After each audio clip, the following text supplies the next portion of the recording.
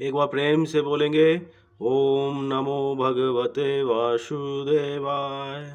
देखिए, श्रीमद् भागवत महापुराण का द्वितीय स्कंद आज से प्रारंभ करने जा रहे हैं, जिसमें पहला अध्याय करेंगे और द्वितीय स्कंद में आपको पूरे 10 अध्याय मिलेंगे। जो कि पहला अध्याय हम करेंगे, पहले अध्याय में ध्यान विधि और भगवान के विराट रूप का वर्णन मिलता है। तो कथा प्रारंभ करते हैं सीधे ग्रंथ के माध्यम से। देखिए कितना सुंदर कन्हैया जी का चित्र है यहाँ पे। तो देखिए, श्री सुखदेव जी ने कहा, परीक्षित, तुम्हारा लोकहित के लिए किया हुआ ये प्रश्न बहुत ही उत्तम है। मनुष्यों के लिए जितने भी बातें सुनने, स्मरण करने या कीर्तन करने की हैं, उन सब में ये श्रेष्ठ है। आत्मज्ञानी महापुरुष ऐसे प्रश्न का बड़ा आदर करते हैं। राजेंद्र, जो गृहस्थ घर के काम धंधों में उलझे हुए हैं, अपने स्वरूप को नहीं जानते, उनके लिए हजारों बातें कहने, सुनने एवं सोचने करने की रहती हैं। उनकी सारी उम्र यूं ही बीत जाती है। उनकी रात नींद या स्त्री प्रसंग से कटती है और दिन धन की हाय हाय व कुटुंबियों के भरण पोषण में समाप्त हो जाता है। संसार में जिन्हें अपना अत्यंत घनिष्ठ संबंधी कहा जाता है, वे शरीर, पुत्र, स्त्री आदि कुछ नहीं है, असत्य हैं। परंतु जीव उनके मोह में ऐसा पागल सा हो जाता है कि रात दिन उनको मृत्यु का ग्रास होते देखकर भी चेतता नहीं।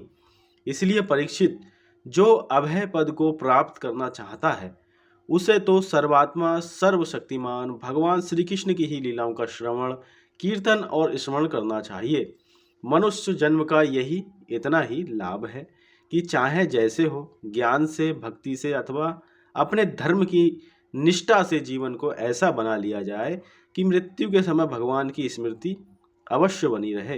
परीक्षित, जो निर्गुण स्वरूप में स्थित हैं एवं विधि निषेध की मर्यादा को लांघ चुके हैं, वे बड़े बड़े ऋषि मुनि भी प्रायः भगवान के अनंत कल्याण में गुण गणों के वर्ण में रमे रहते हैं। द्वापर के अंत में इस भगवत रूप अथवा वेद तुल्य श्रीमद्भागवत नाम के महापुराण का अपने पिता श्री कृष्ण द्वैपायन से मैंने अध्ययन किया था। राजर्षि, मेरी निगुण स्वरूप परमात्मा में पूर्ण निष्ठा है, फिर भी भगवान श्री कृष्ण की मधुर लीलाओं ने बलात् मेरे हृदय को अपनी ओर आकर्षित कर लिया। यही कारण है कि मैंने इस पुराण का अध्ययन किया। तुम भगवान के परम भक्त हो, इसीलिए तुम्हें मैं इसे सुनाऊंगा। जो इसके प्रति श्रद्धा रखते हैं, उनकी शुद्ध चित्त वृत्ति भगवान श्री कृष्ण के चरणों में अनन्य प्रेम के साथ बहुत शीघ्र लग जाती है।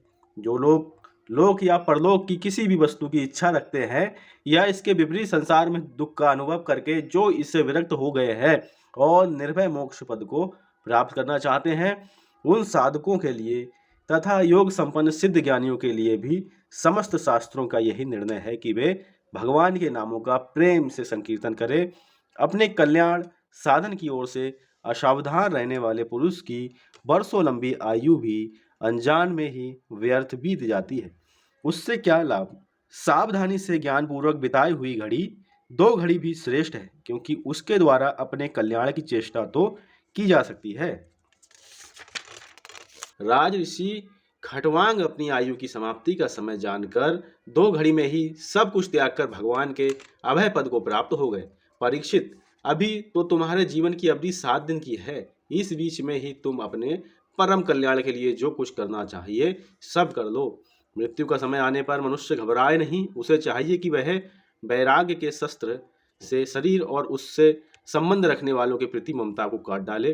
धैर्य के साथ घर से निकलकर पवित्र तीर्थ के जल में स्नान करे और पवित्र एवं एकांत स्थान में विधि पूर्वक आसन लगाकर बैठ जाए। तत्पश्चात परम पवित्र ओम इन 3 मात्राओं से युक्त प्रणव का मन ही मन जप करे। प्राणवायु को वश में करके मन का दमन करे और एक क्षण के लिए भी प्रणव को ना भूले। बुद्धि की सहायता से मन के द्वारा इंद्रियों को उनके विषयों से हटा ले और कर्म वासनाओं से चंचल हुए मन को विचार के द्वारा रोककर भगवान के मंगलमय रूप में लगाए। स्थिर चित्त से भगवान के श्री विग्रह में से किसी एक अंग का ध्यान करे। इस प्रकार एक एक अंग का ध्यान करते करते विषय वासनाओं से रहित मन को पूर्ण रूप से भगवान में ऐसा तल्लीन कर दे कि फिर और किसी विषय का चिंतन ही ना हो। वही भगवान विष्णु का परम पद है, जिसे प्राप्त करके मन भगवत प्रेम रूप आनंद से भर जाता है। यदि भगवान का ध्यान करते समय मन रजोगुण से विक्षिप्त या तमोगुण से मूढ़ हो जाए तो घबराए नहीं। धैर्य के साथ योग धारणा के द्वारा उसे बस में करना चाहिए, क्योंकि धारणा उक्त दोनों गुणों के दोषों को मिटा देती है। धारणा स्थिर हो जाने पर ध्यान में जब योगी अपने परम मंगलमय आश्रय भगवान को देखता है, तब उसे तुरंत ही भक्ति योग की प्राप्ति हो जाती है। परीक्षित ने पूछा, ब्राह्मण, धारणा किस साधन से किस वस्तु में किस प्रकार की जाती है और उसका क्या स्वरूप माना गया है जो शीघ्र ही मनुष्य के मन का मैल मिटा देती है? श्री सुखदेव जी ने कहा, परीक्षित, आसन, श्वास, आसक्ति और इंद्रियों पर विजय प्राप्त करके फिर बुद्धि के द्वारा मन को भगवान के स्थूल रूप में लगाना चाहिए। ये कार्य रूप संपूर्ण विश्व जो कुछ कभी था, है या होगा, सब का सब जिसमें दिख पड़ता है, वही भगवान का स्थूल से स्थूल और विराट शरीर है। जल, अग्नि, वायु, आकाश, अहंकार, महत्व तत्व और प्रकृति, इन 7 आभरणों से घिरे हुए इस ब्रह्मांड शरीर में जो विराट पुरुष भगवान हैं, वे ही धारणा के आश्रय हैं। उन्हीं की धारणा की जाती है। तत्वज्ञ पुरुष उनका इस प्रकार वर्णन करते हैं, पाताल विराट पुरुष के तलवे हैं, उनकी एड़ियां और पंजे रसातल हैं, दोनों गुल्फ एड़ी के ऊपर की गांठें महातल हैं, उनके पैर के पिंडे तलातल हैं। विश्व मूर्ति भगवान के दोनों घुटने सुतल हैं, जांघें बितल और अतल हैं, पेड़ु भूतल है। और परीक्षित, उनके नाभि रूप सरोवर को ही आकाश कहते हैं। आदि पुरुष परमात्मा की छाती को स्वर्गलोक, गले को महलोक, मुख को जनलोक और ललाट को तपोलोक कहते हैं। उन सहस्त्र सिर वाले भगवान का मस्तक समूह ही सत्यलोक है। इंद्र आदि देवता उनकी भुजाएं हैं, दिशाएं कान और शब्द श्रवणेन्द्रियां हैं। दोनों अश्वनी कुमार उनकी नासिका के छिद्र हैं, गंध घ्राणेन्द्रिय हैं और धधकती हुई आग उनका मुख है।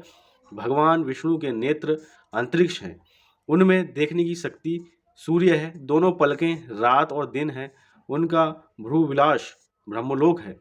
तालु जल है और जीवा रस है।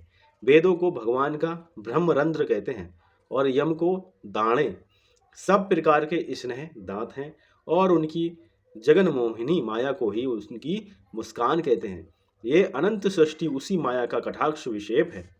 लज्जा ऊपर का होंठ और लोभ नीचे का ओंठ है। धर्म स्तन और अधर्म पीठ है। प्रजापति उनके मूत्रेंद्रिय हैं। मित्रा वरुण अंडकोश हैं। समुद्र कोख है और बड़े बड़े पर्वत उनकी हड्डियां हैं। राजन, विश्व मूर्ति विराट पुरुष की नाड़ियां नदियां हैं। वृक्ष रोम है। परम प्रबल वायु श्वास है। काल उनकी चाल है और गुणों का चक्कर चलाते रहना ही उनका कर्म है। परीक्षित, बादलों को उनके केस मानते हैं। संध्या उन अनंत का वस्त्र है। महात्माओं ने अव्यक्त मूल प्रकृति को ही उनका हृदय बतलाया है और सब विकारों का खजाना उनका मन चंद्रमा कहा गया है। महातत्व को सर्वात्मा भगवान का चित्त कहते हैं और रुद्र उनके अहंकार कहे गए हैं।